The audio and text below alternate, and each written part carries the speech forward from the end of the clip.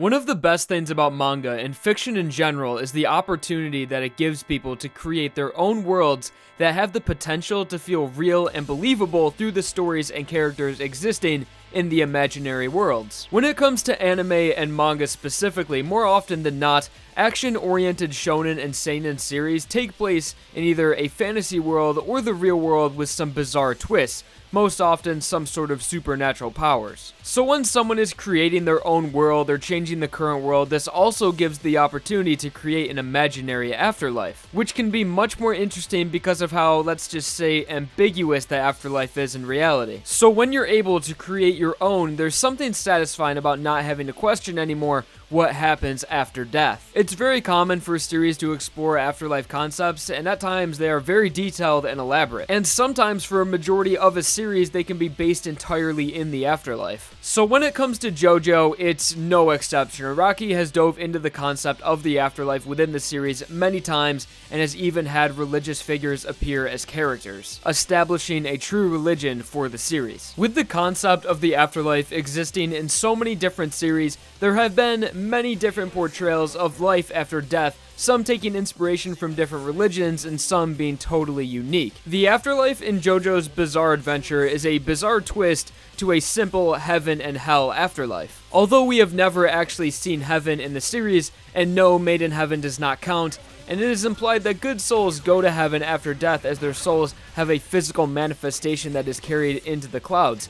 This first started happening in the series with Iggy and Avdol. Polnareff thought he imagined seeing their souls, but the phenomenon continued to happen in the same fashion throughout the whole series. With the events of Part 4 and Ghost being introduced, it's pretty much confirmed that an actual heaven afterlife exists in JoJo. And not to confuse this with Dio's version of heaven, two completely different things. So the symbolism of characters passing on to heaven first started in Part 3, and it's continued to happen in every single part since. So when it first happened, like I mentioned, Polnareff was unsure if he imagined it or not, but I'm sure he actually saw that because as we've seen, Giorno has seen it, Johnny has seen it, and even characters from Part 4. It's a very big part of Part 4 is seeing characters in the clouds. So that definitely is a physical manifestation of people's souls passing on into the afterlife that is known as some sort of heaven. Probably not the exact heaven that some of you might imagine, but some sort of heaven that we may see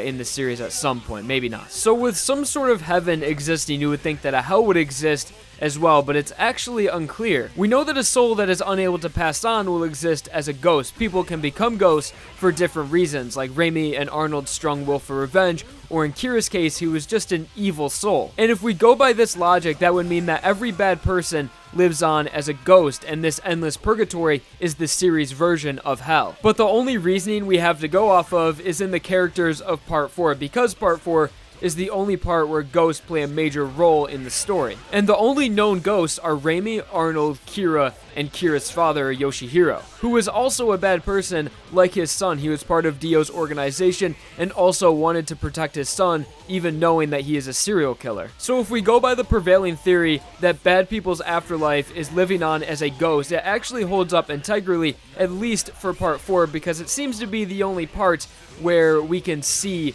Ghost, and it seems like only Stan users can see Ghost, but I'm sure there's ghosts in all the other parts because people die all the time, and there's plenty of bad people in the world, but we just never see them. So I really think the Ghost and the whole afterlife situation is really specific to Part 4, and I'm sure it is a concept throughout the series. Ghosts aren't a major part of any of the other parts, so there's no reason to be able to see them. We don't bother with them. But back onto the integrity of this series concept of the afterlife, and at least in Part 4, everything seems to hold up very well. The only villains in the part that actually die are Keicho, Kira, and Kira's father, Yoshihiro. Keicho went up into the clouds, assuming that he went off into heaven, and Kira and his father both turned into ghosts. And then Yoshihiro died as a ghost, but who really knows what happens then? But what we do know is that it is common for ghosts to die, and it happens all the time. We're introduced to this in Dead Man's Questions, where we learn about spirit cleansers, which are small creatures that cleanse the afterlife of ghosts, making sure that the world isn't overflowed with dead spirits. It's pretty brutal, but I guess that's just how the afterlife works. So for how complicated the afterlife can be in some series, JoJo's afterlife concept is actually very simple.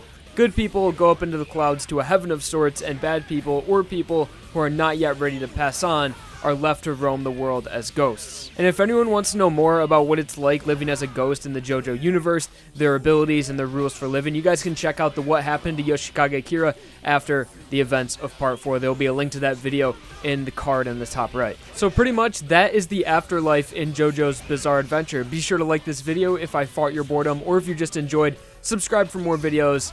Thank you all for watching, and I hope you enjoyed.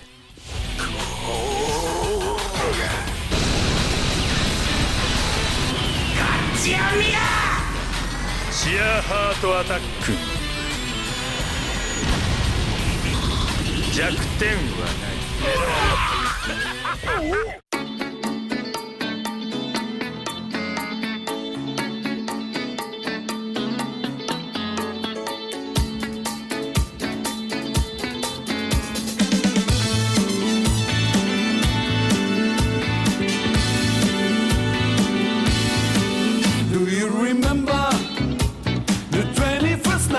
September, love was changing.